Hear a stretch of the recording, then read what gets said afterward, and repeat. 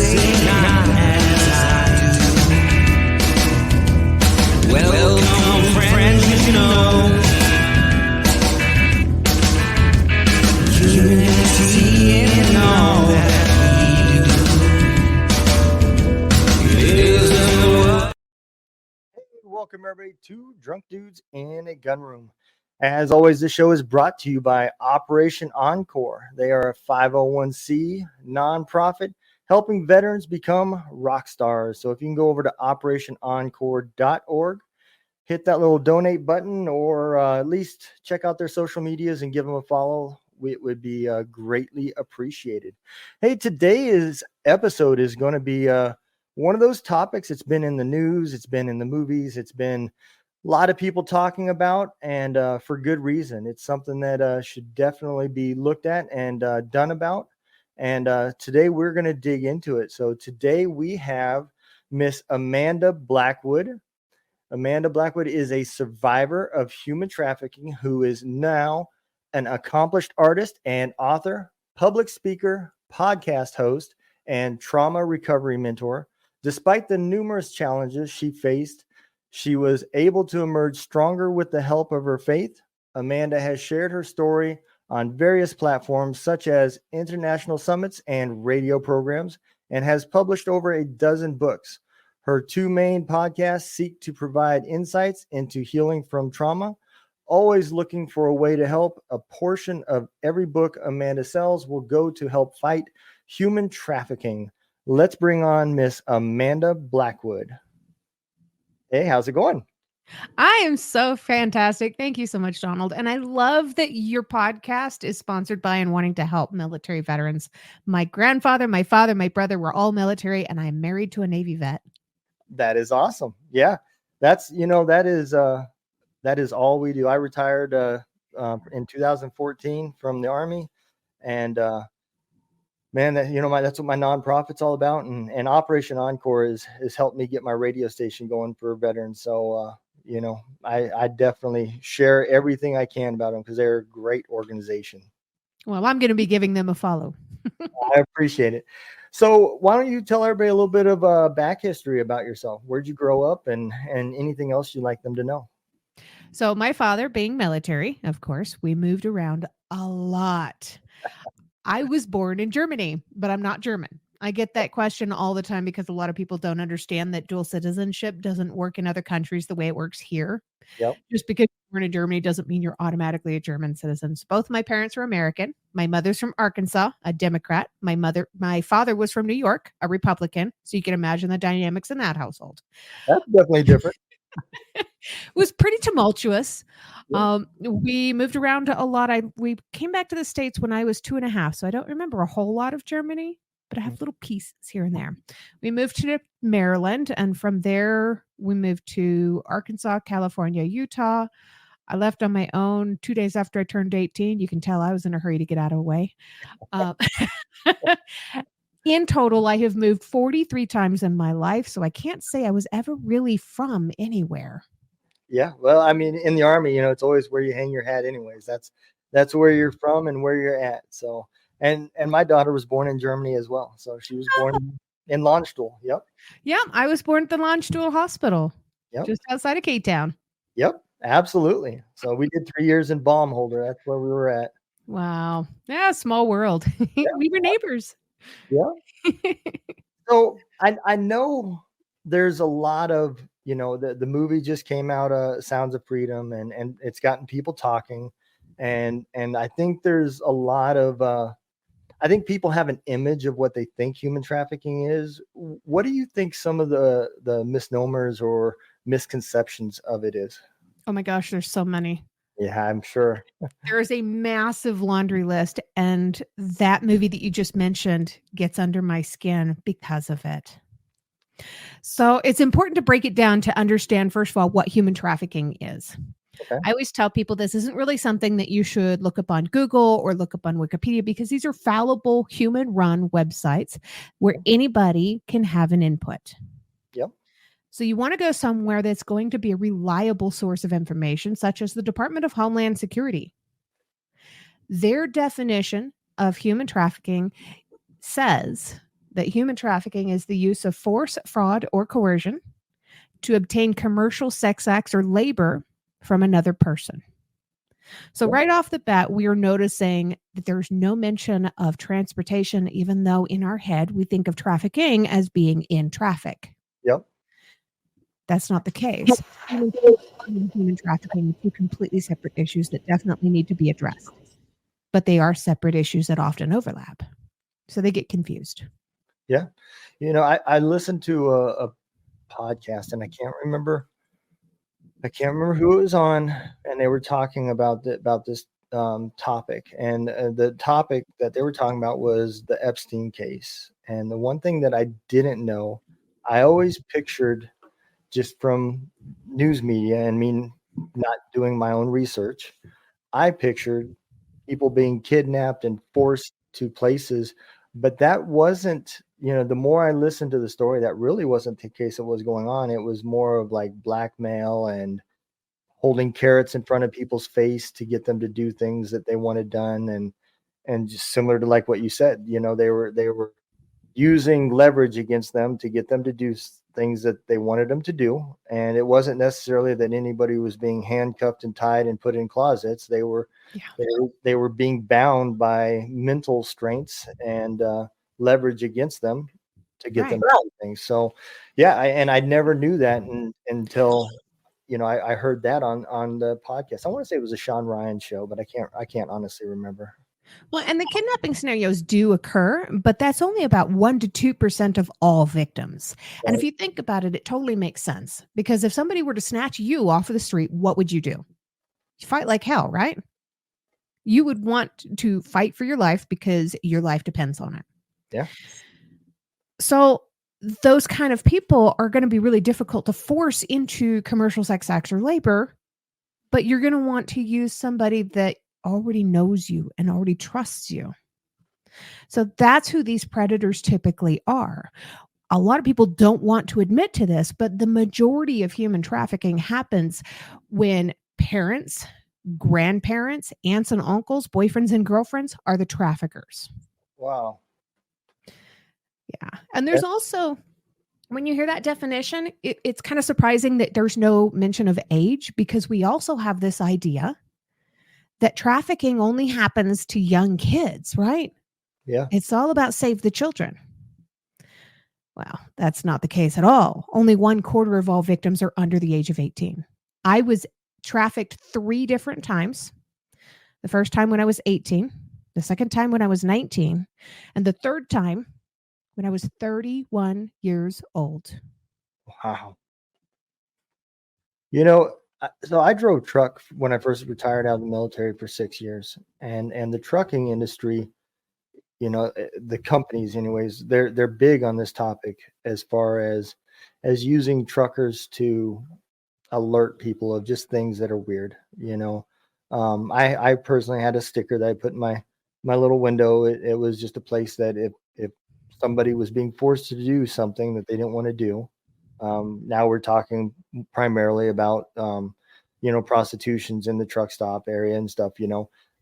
A girl or somebody comes knocking on the door and they see that sticker tells them, hey, I'm somebody you can confide in. If you need help, let me know and I will get you help, And so even as truckers, we have that image because that's what we're thinking of. We're thinking of, somebody forcing girls out in the truck stops to go truck to truck, trying to earn money from favors and whatnot. And so even in the trucking industry, that is a big steward of this, that's still the thing that they talk to us about, is the forced sexual acts, and there is a whole lot of different things. Just like you said, I kind of feel like I seen it a little bit with the government when I was stationed in Qatar.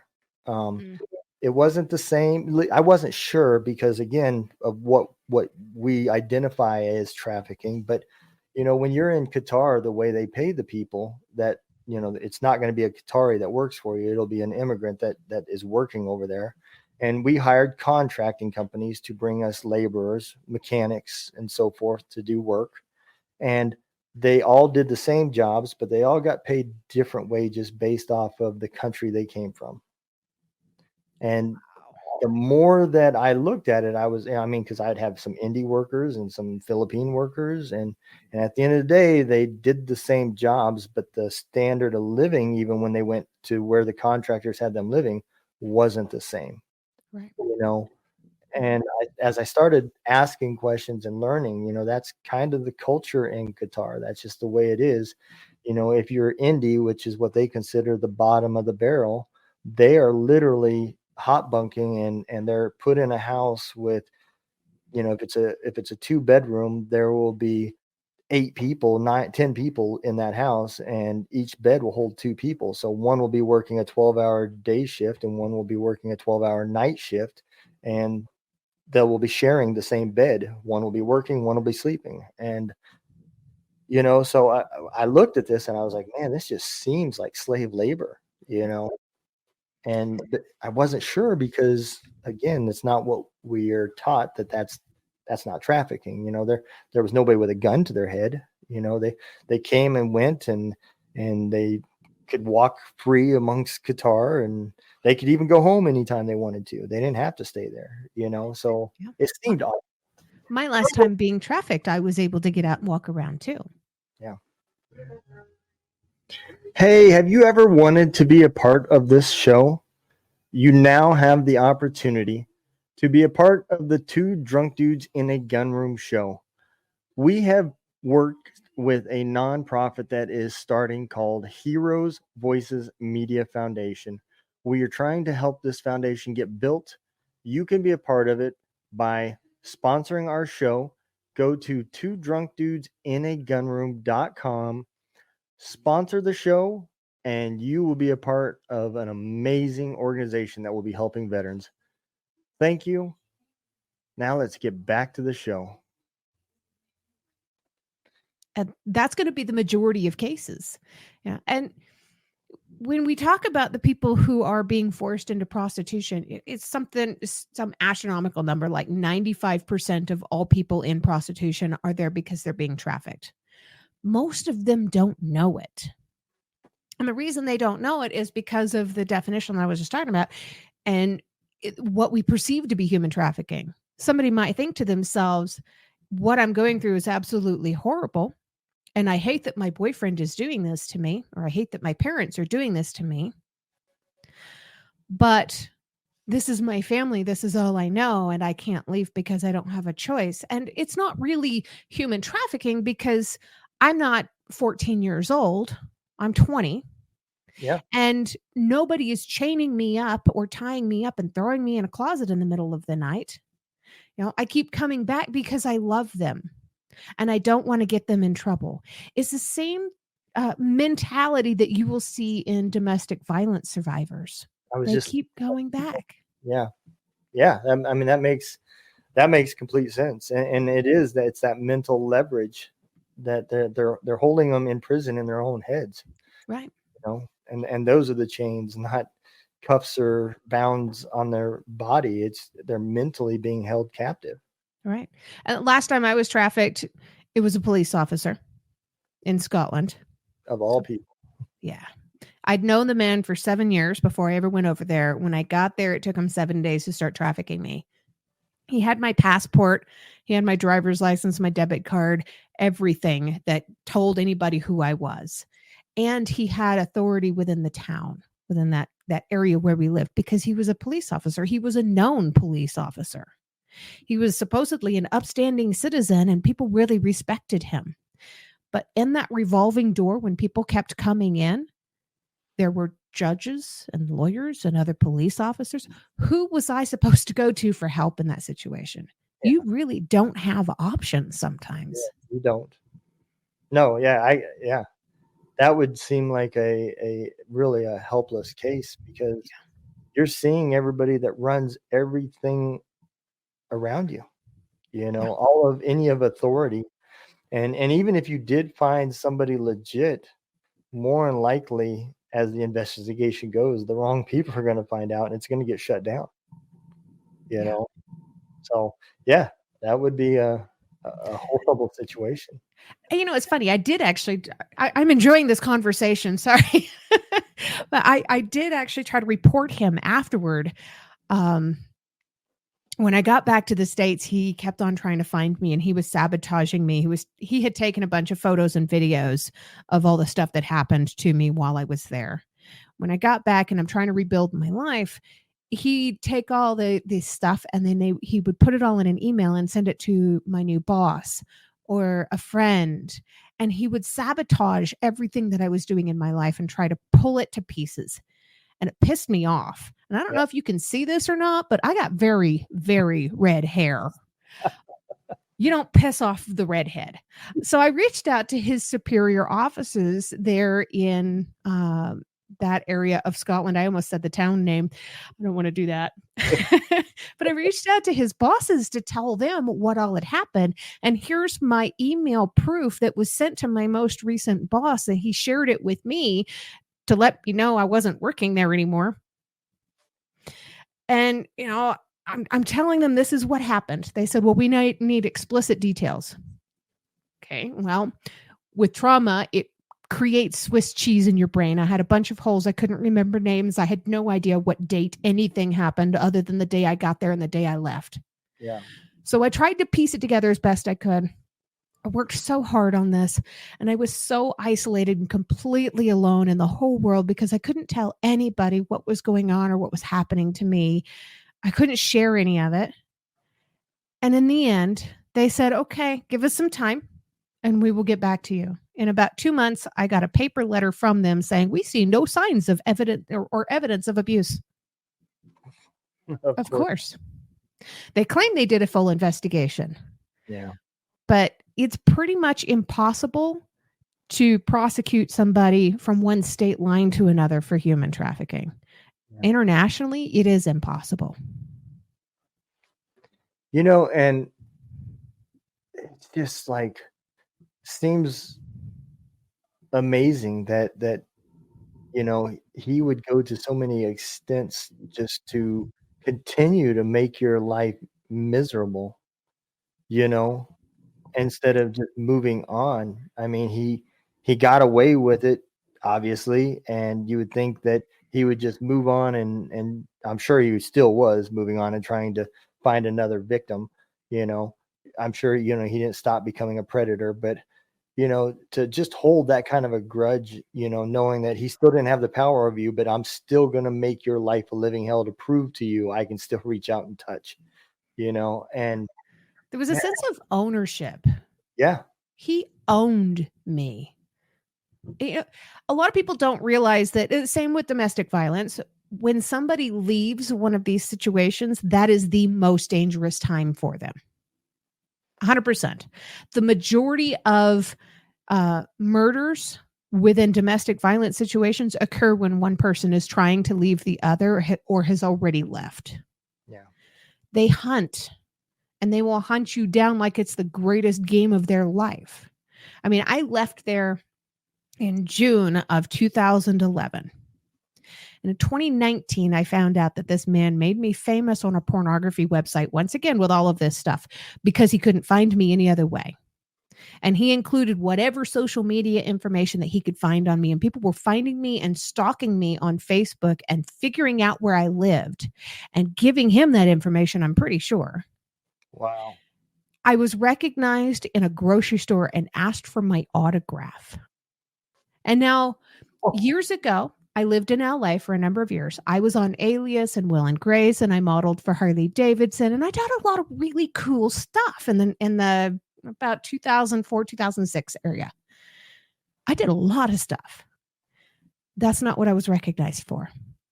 And that broke me, and it broke my heart. Yeah. I had moved away from California. I had moved to Colorado. It was in a completely different town, different state. I'd started over my life. I used to have really short hair. I grew my hair out. At one time, I actually tried to dye it a different color because I was trying to be somebody else completely. Yeah.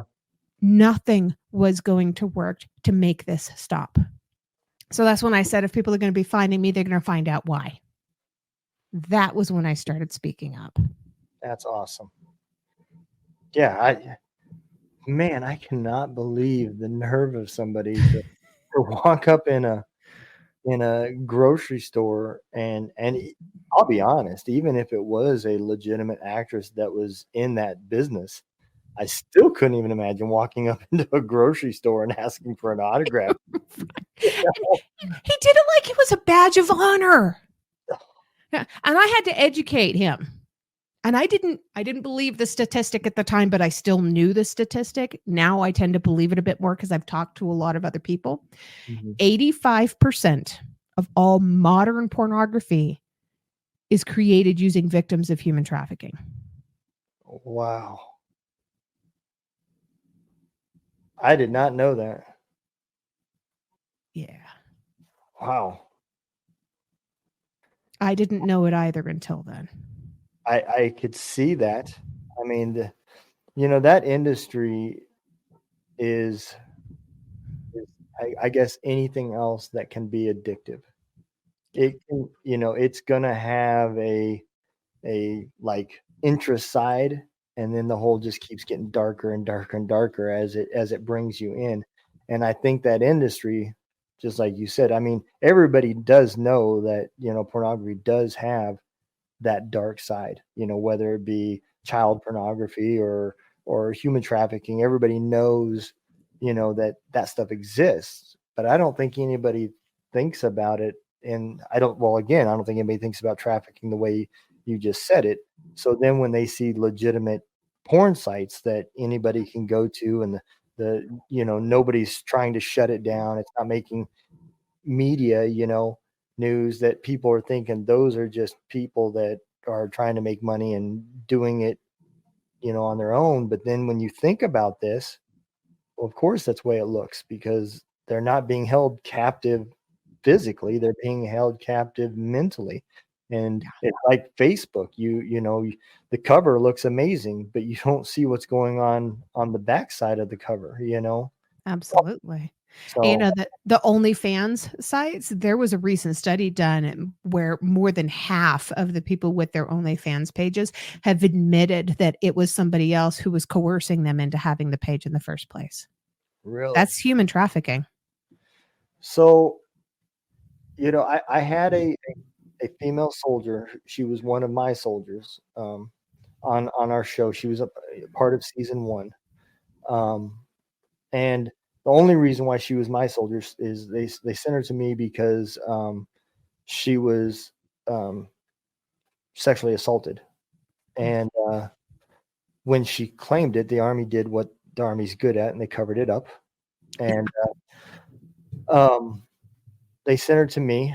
And at that time, I was already, having issues with PTSD without admitting it. And so I didn't even know the symptoms of trauma and how people dealt with things and whatever. And she got in trouble for marijuana. And my first aunt, who was originally part of this podcast, was able to get her to be able to stay in the military. And then she got caught a second time, and they kicked her out. And it's funny that you say that, and I'm gonna tell you where it ties, is because when she came on the show, we didn't really know this at the time, but she had a job as working in a dealership, and she said the dealership, one day she came to work, and like the cops and FBI and everybody walked in, told all the employees to grab their personal stuff and leave, check back in a few months, you may or may not have a job still.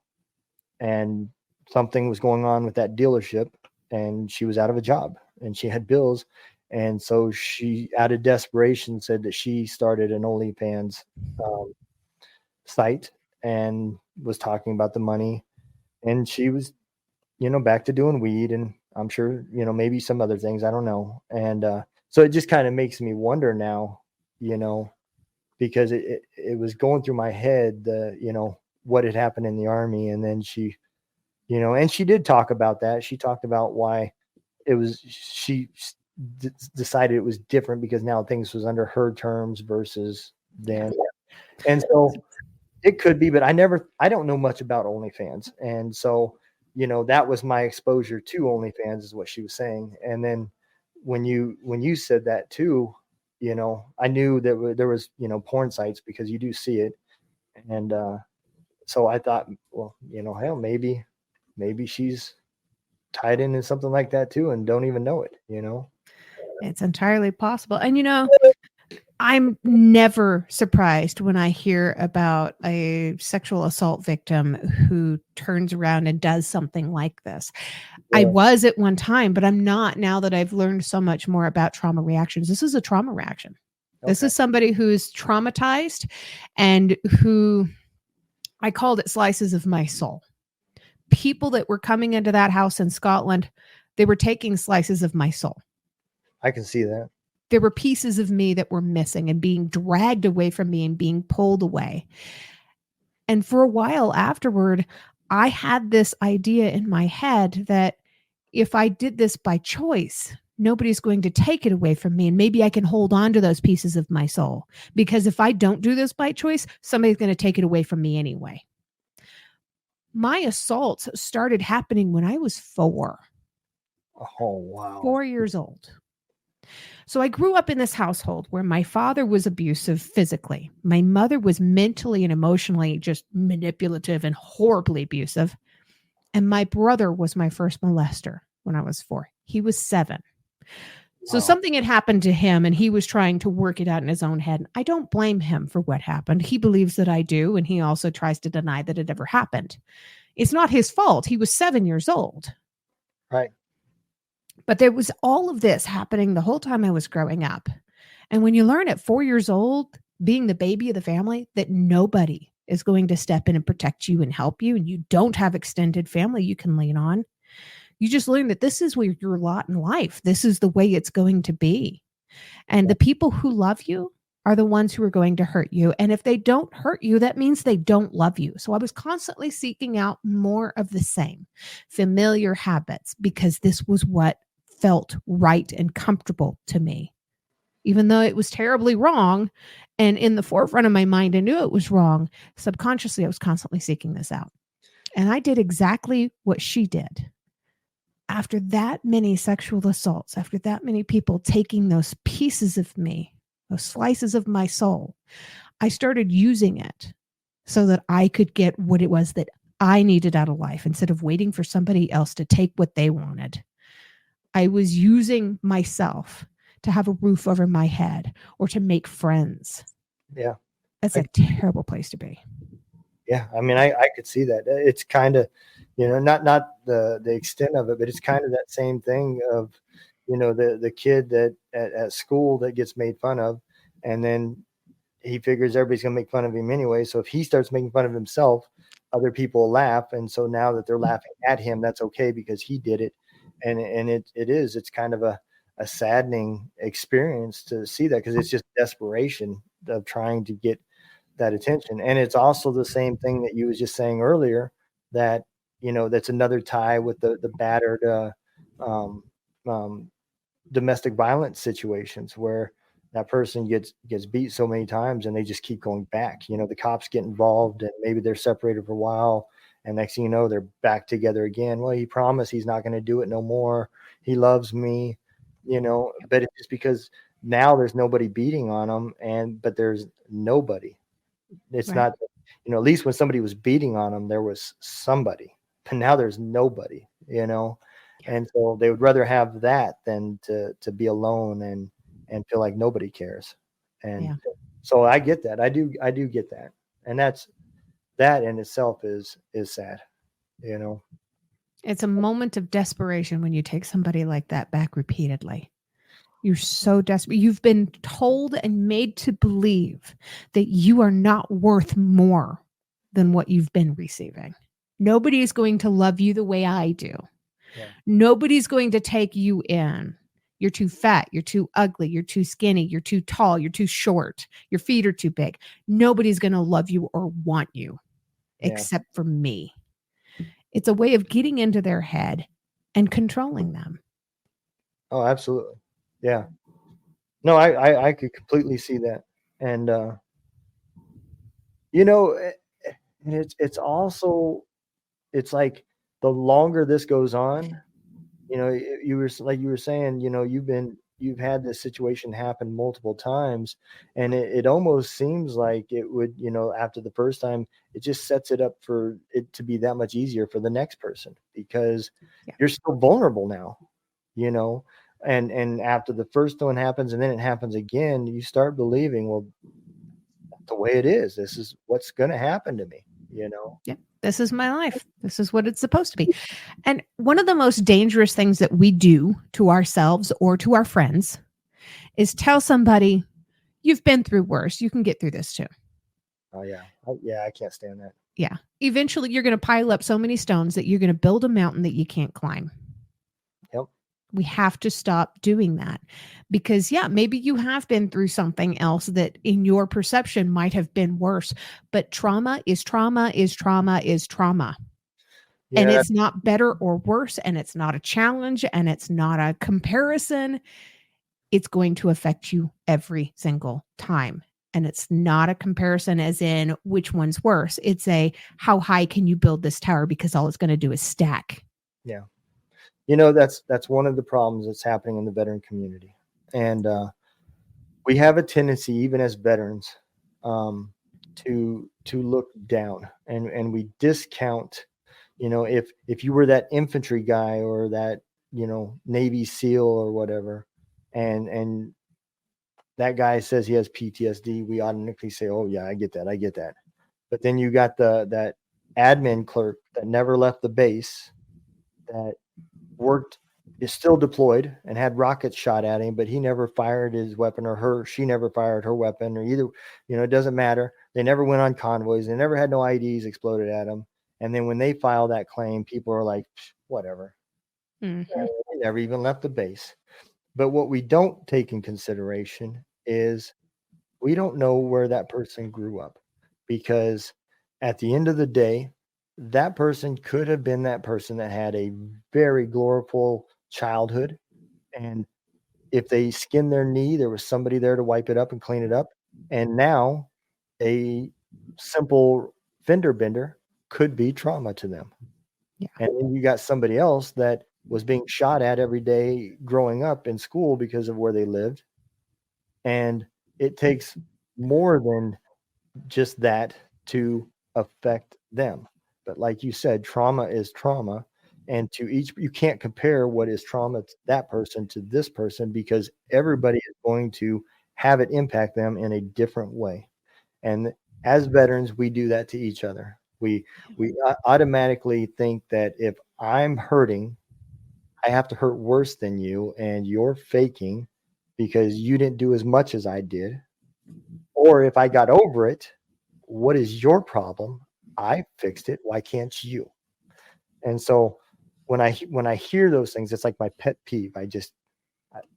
Instantly I get mad and I start educating people, because We don't get trophies for trauma. right. Yeah, there's no trophies, there's no comparison, and we're not in their head. It's not for us to judge. Yeah. So I do get that, even though I can't relate in those aspects, but I can relate that on our side that type of stuff is still impacted, and it's still being done. Absolutely. This is like my life's work now, is trying to help people to navigate their trauma reactions. A lot of people don't realize that there's long-term consequences to not dealing with your trauma reactions. Oh yeah. Like self-medication. Let's talk about marijuana there.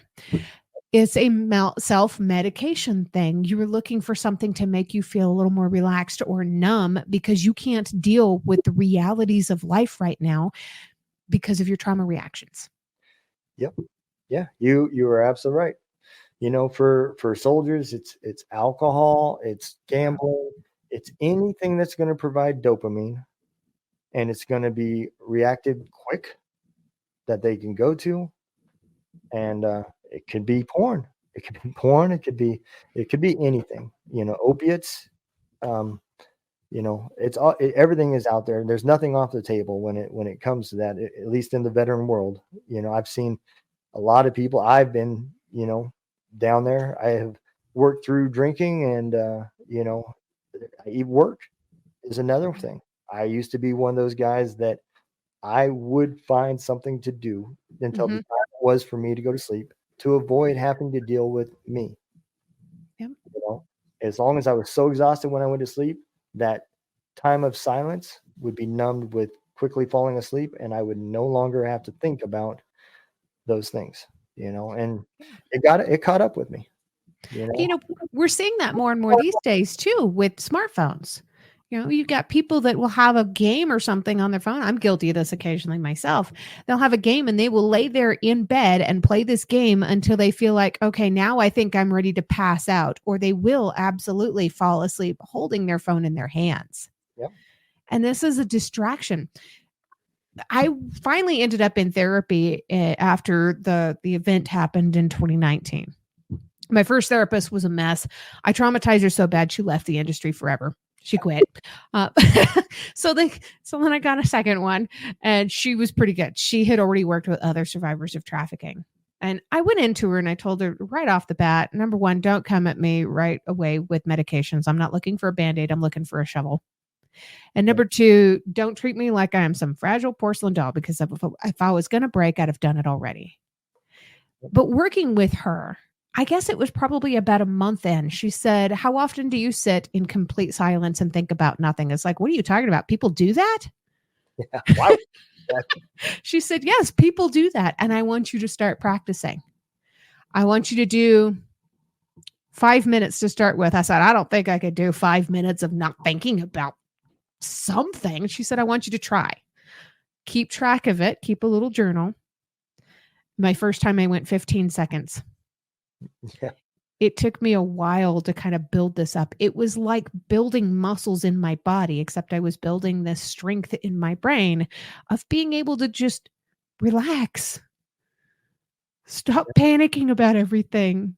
Chill out for a moment. Yep. It's gonna be okay. I had no idea people actually did this stuff though. How do you exist without thoughts in your brain? Yeah. Oh, you were absolutely right. And I'm now on my first year of I'm literally put in the work, and I'm to the point now where I'm ready to try to slowly get off these medications. And I joined a group therapy, and I finally found something that worked for me. The VA system was not for me, Yeah. but not that they do bad things. I just their Just doesn't message fit. with me, Yeah. and so I'm happy in that aspect because I can see the difference and the progress and the things that I've worked through, and it does change your outlook on things when you can finally start to see that and look back. Because Mhm. 2 years ago, I'm going to tell you that one, we would have never been having this topic because it would have made me think about things, Yeah. and the other thing, I would have never just been here sitting having conversations with people. I would have been looking for something to keep myself occupied to where I was exhausted at the end of the day.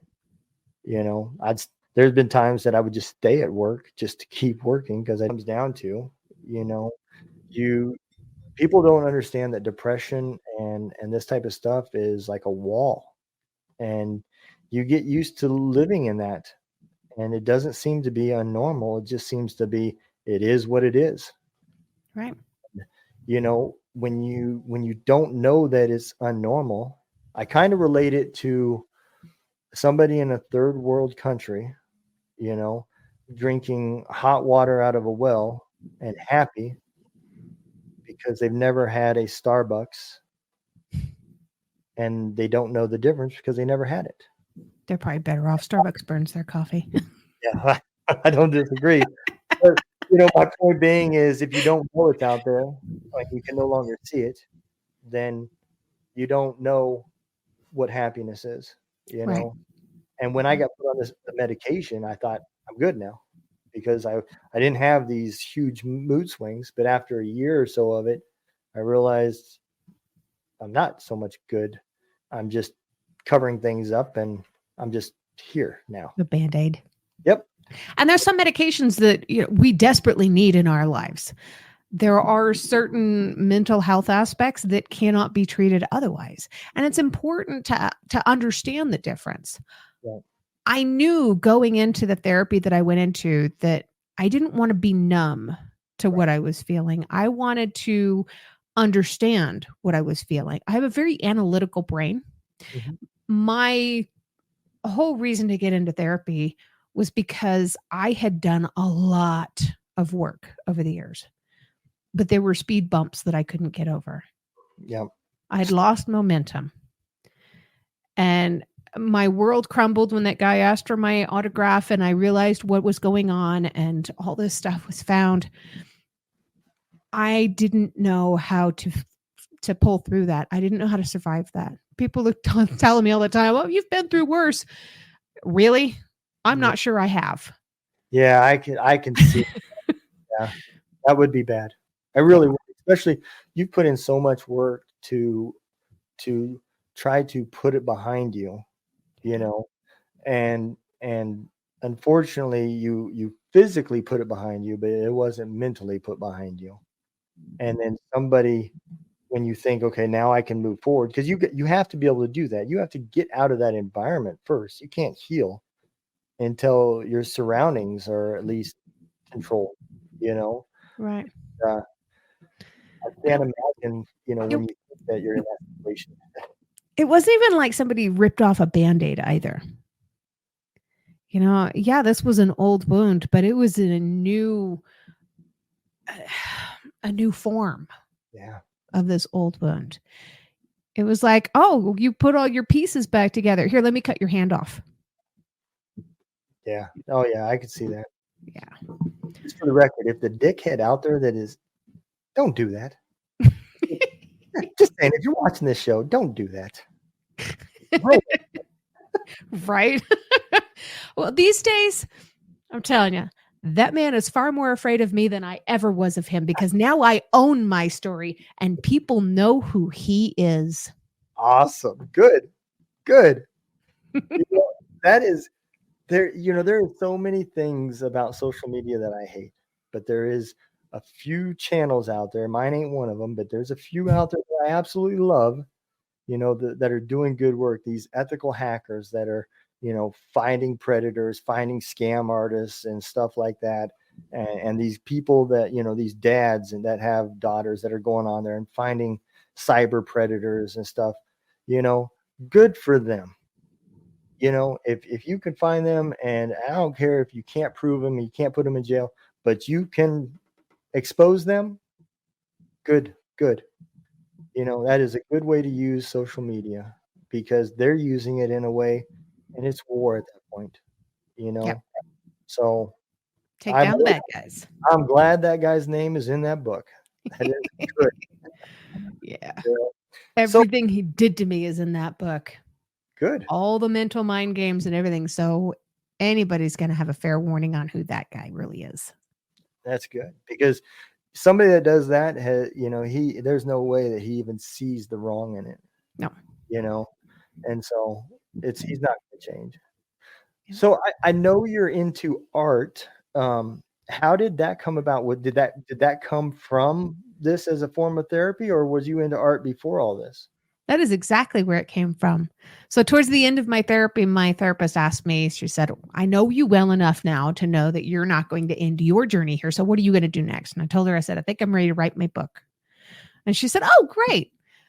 It was towards the end of November at the time of 2020. And she said, well, I'll check back in with you in January. We'll get through the holidays. If you need me, I'm here.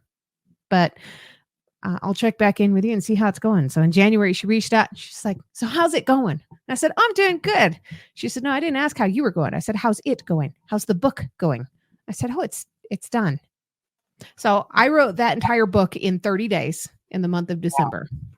And when I was done with it, she said, well, now what are you going to do? I said, I don't know. I haven't figured it out yet. She said, I want you to try painting. I told her anytime I've ever tried to paint, it looks like a multicolored snowman melting in the snow.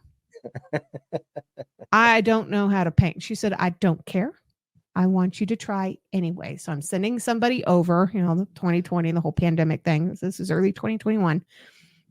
She sent somebody over with canvases, paints, brushes, everything that I would need. Within 3 months, I had sold my first painting back to the anti-trafficking organization that paired me up with her in the first place. They made prints of it and sold the prints to be able to afford therapy for other survivors. That is awesome. Within 5 months, the Chicago Tribune got hold of the story and published a story on me after a home for survivors in Chicago put one of my paintings right there in their front entranceway. And the painting was called Carry Your Own Baggage, because we all have to carry our own baggage through life until we find a safe place to set it down. Hey, let me tell you guys about an amazing organization that is being built right now. It is called Heroes Voices Media Foundation, and it is an organization that is using media to help veterans express themselves and tell their stories using media, as in podcasting, like the Two Drunk Dudes in a Gunroom show. It is also using music, like Gunroom Radio. And it is also using books like What Is Coming Soon with Warrior Words. So if you would like to help, go check out Heroes Voice Media Foundation.org. You can find it at our Facebook page, and you can also find it in the description of this episode. So let's get back to the show. That is awesome. I think that is the best part of the story, because your trauma and your therapy has now turned into helping others at the same time of helping yourself. And I think that is amazing. That's exactly that's the best way that it can be done. I always tell people I have to climb out of a hole that somebody else dug. That doesn't mean that I can't reach behind me as I go. Yeah, you're right.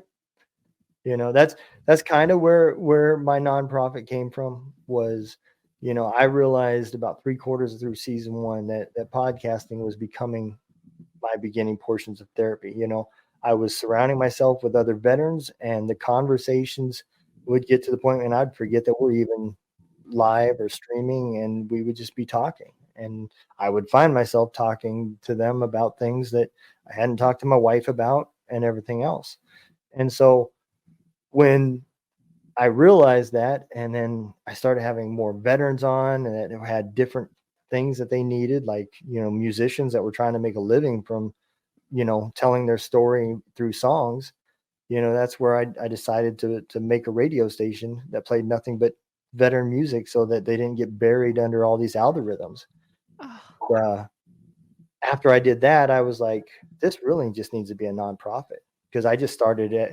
I had to turn it into a business so I could get the licensing through the copyright agencies. So I just did it as a sole proprietor, and I knew it wasn't going to make no money because I wasn't charging anything. And I did it that way. And then I decided, well, why don't we just do it as a nonprofit, and we'll incorporate podcasting, and then we'll incorporate the radio station for musicians. And then we're starting Warriors Words for authors to help them get published. And here in a couple weeks, if everything goes well, we'll have our first Roku channel, and we're bringing what's called MMTV. If you remember MTV, we're going to have military music television, and then podcast channels. So I think that, it's amazing how when you find something that becomes therapy and you turn it into a way that helped you so that it can help others. I think that's amazing.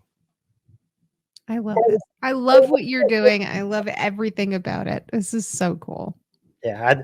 And when I heard your story, and then, I knew that the painting was therapy. I mean, art in all themes, whether it be writing or music or, painting is its own therapy. But I had no idea about what it had done. So that is awesome. So this is actually one of mine back on the wall behind me here. It is, let's just say, huge. I'm terrible at measurements. But up close, there is a tree on the cliff here that's hanging off the edge. Yep. It's reaching up for the sun. It's Mhm. just a little bit of sun peeking through the clouds. And about halfway back on the cliff is a young lady standing on the top of the hill here. Mhm. The tree used to be me. I was reaching for whatever piece of sunlight I could possibly grab a hold of, begging for the light. Now I'm the young lady in the middle of the cliff with my arms thrown out wide, my head back, the wind taking my hair, and enjoying every breath I've got. That is awesome. That is awesome. And that is cool the way, the story, the painting depicts that, because that is cool, you know. And the other part about that is somebody who doesn't know that story, who is going through things, may look at that and take it a whole different way. It may have a different meaning to them, Yeah. you know. And so that's the amazing part about, art, whether it be, like I said, music or, you know, poems or whatever. It's going to mean whatever it means to the people that are interpreting it. But Yeah, as long as it means something to them, then it served what it's supposed to do. So absolutely. That's the whole reason that one was created. It's called To Be Free.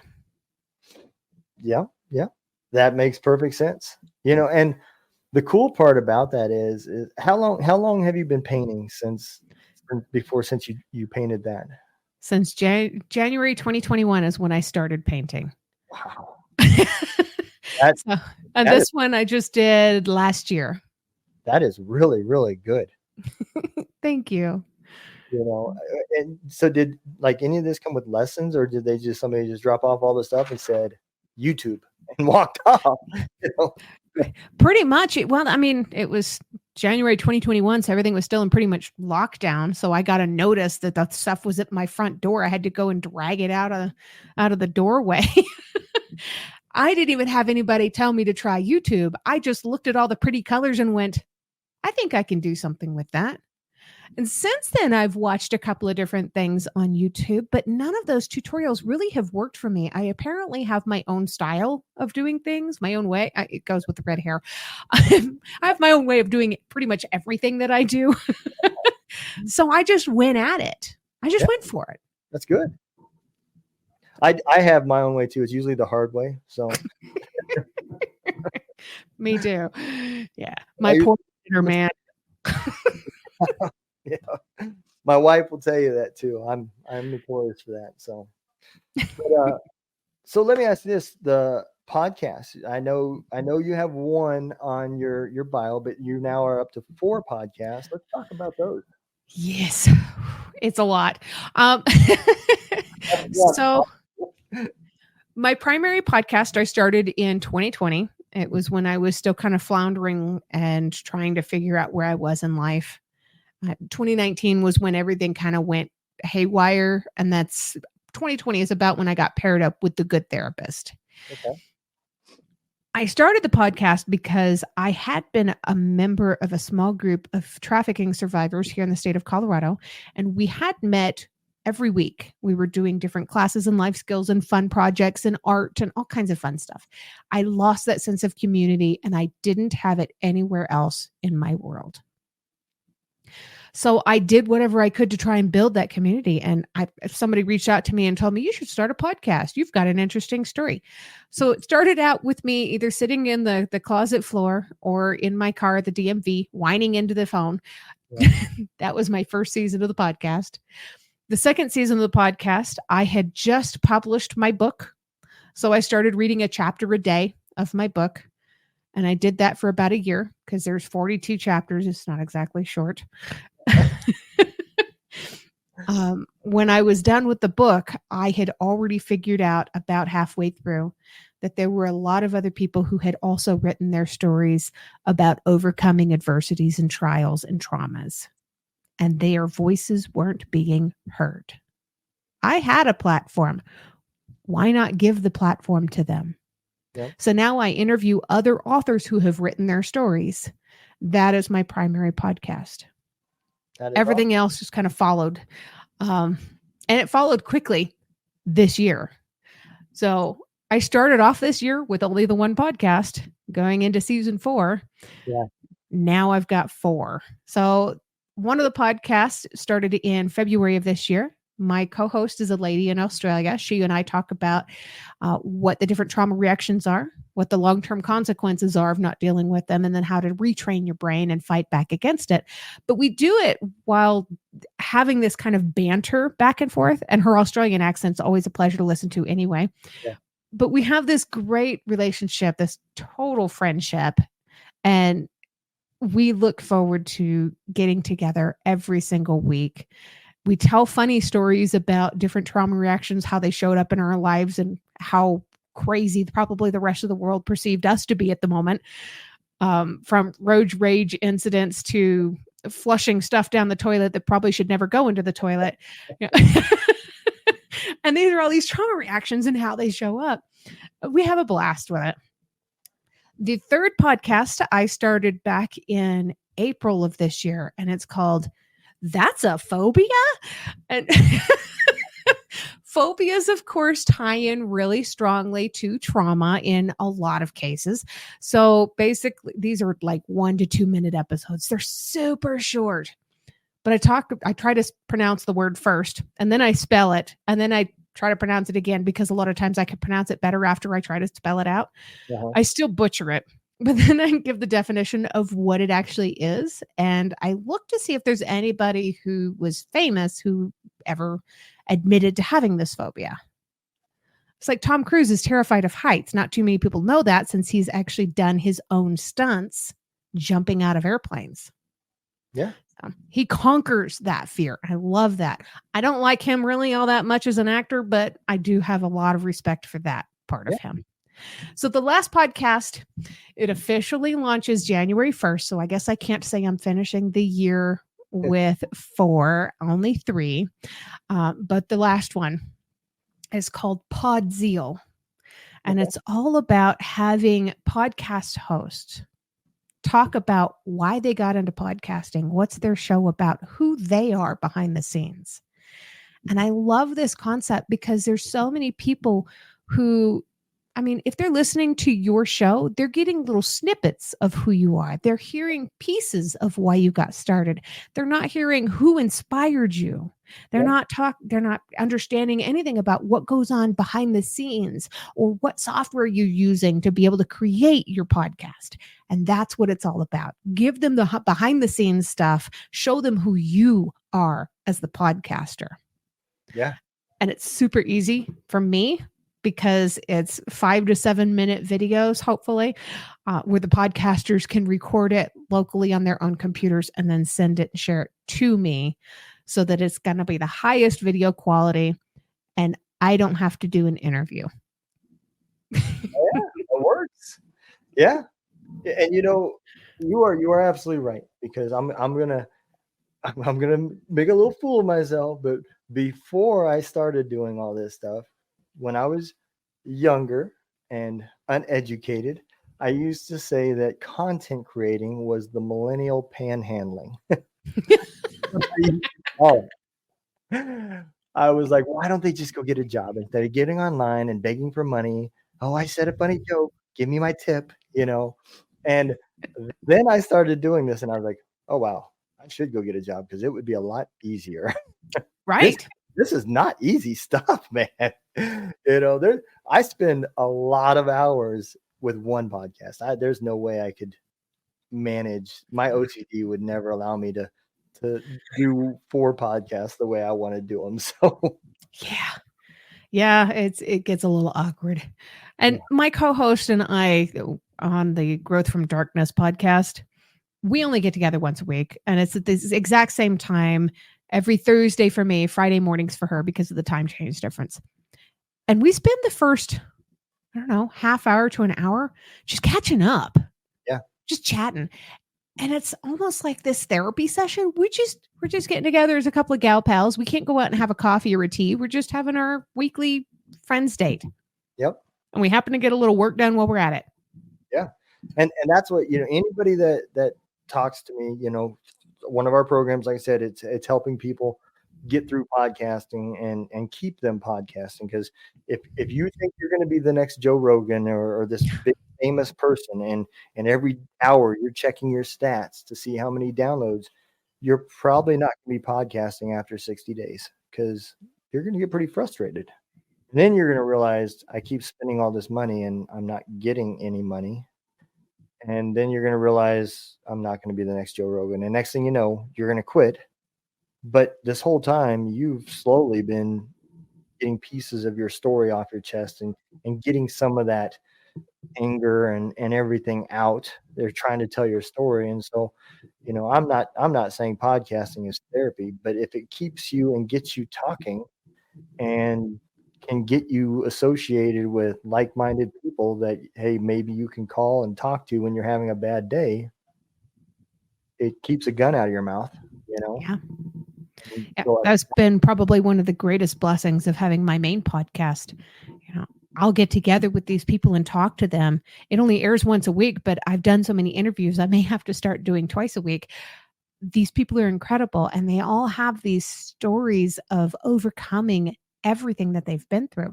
I have talked to so many people now that have done this that I've picked up little pieces of their story, and I've learned how to incorporate it into my own healing.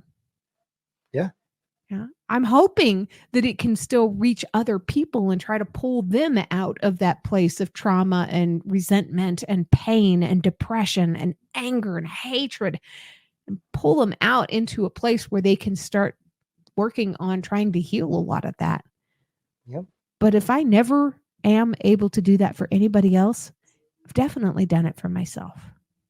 And that's why I tell everybody, I don't care if one person watches my show or 10,000.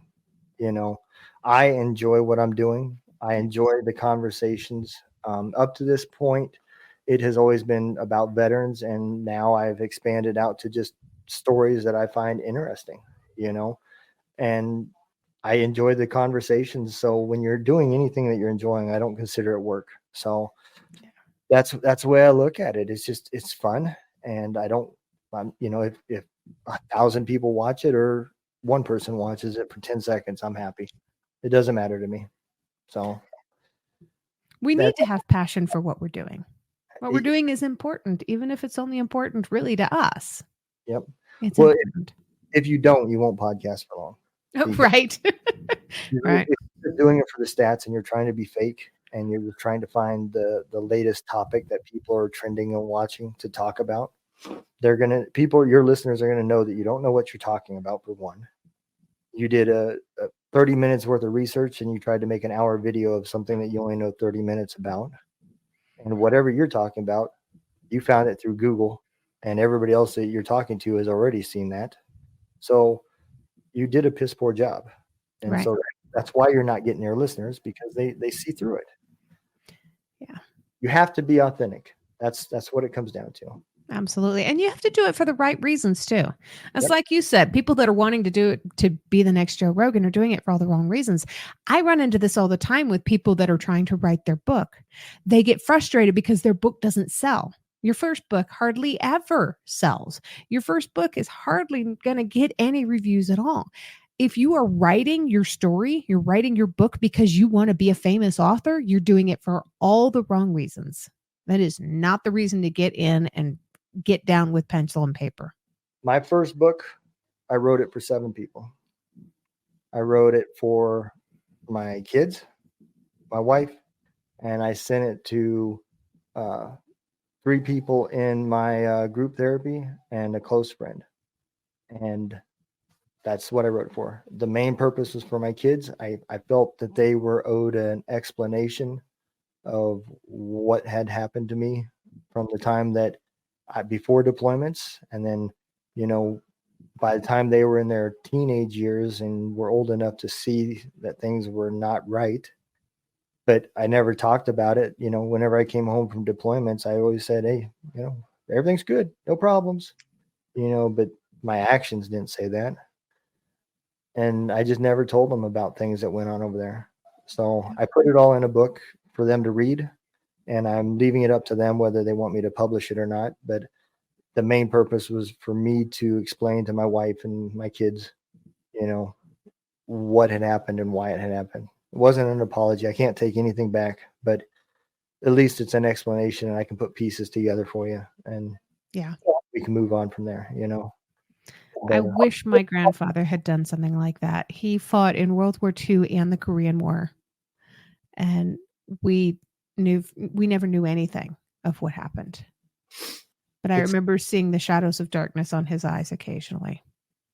Yeah. My wife didn't sleep in the same bed with me for like 2 years. Wow. She said she got tired of me elbowing her and yelling at night and Yeah. Stuff like that. And I do that. oh, I get it. Yeah. And for years she would ask me, what the dreams were about, and I just told her I don't remember. I knew what they were. I just Yeah. I How do you remember. put this into words? Yeah. I have to deal with that with my husband. Occasionally, apparently, I don't even realize I do it, but I do pretty much the same thing. Or I'll wake up screaming and he's trying to calm me down and he's asking me, what happened? What happened? I don't know. That's not always true. It's not. It is occasionally true, but it's not always true. When you're first waking up and coming out of that, one thing you don't want to do is just go back and explain and relive what you just went through. And you also don't want to go straight back to sleep because you're terrified it's going to happen again. Yep. Yeah. I mean, a lot of times I would get up and go to work. That's what I was doing, and I'd read a book. Yeah. No, I get it. And it's frustrating because I thought I was helping when I was doing it, and the reality was I was not giving them any understanding of what was going on, so I was making it worse. Yeah, they probably felt a little helpless, wanting to help their loved one. Not sure what to do. Yep. So, well, I absolutely love this. Where if they want to buy your books, or I've had your website going down through the bottom, and I'm going to put all of your podcasts. So wherever this gets posted, wherever you're seeing it, in the description there will be all your podcasts for people to watch. But is there any specific places that they can go to get your book, or can they get it from your websites? Or They can get it from my website. They can find them on Amazon or on Barnes and Noble. I'm really big on Barnes and Noble for whatever reason. It's like my favorite place. But I have 13 books total, so don't be overwhelmed by that. All right. Awesome. Absolutely. And I will go through Amazon and I'll find a few of those and throw some of those links in there too, as well. So we will get it out, and we will get the world to know about it. I appreciate this. I learned a lot, especially at the beginning, because I'm going to be honest. I definitely was in some of those misnomers. My pictures were definitely on the side of society and of what people think too. But it makes a lot more sense now that we've had this conversation. I'm glad I was able to help. I have never yet talked to somebody who had it right 100%. So you're in a good group of people. Yeah, it's a very complicated situation, and I think it's hard to get that information because, unfortunately, there's also motives out there too. Some people they want to share those stories, but they want to share it in a way that it can be monetized too. They want the likes and the clicks and the views and so. And taking the story of a survivor of any kind of trauma, but especially human trafficking, and using it for your own benefit, like to line your own pockets or line the pockets of a company, is a further form of exploitation, no different than the man who put me up on the pornography website to make more money off of me. Yep, absolutely. It's exploitation. Yep. Don't take somebody else's story for your own benefit. Absolutely. I agree 100%. Well, if you don't mind holding on, we'll throw the exit video up, and we'll chit chat for a few minutes and let everything download, and we'll be done. Sound good? Fantastic. This was fun. I appreciate it. Thank you for coming on. Thank you. All right. You guys take care. Be safe. Have a good day.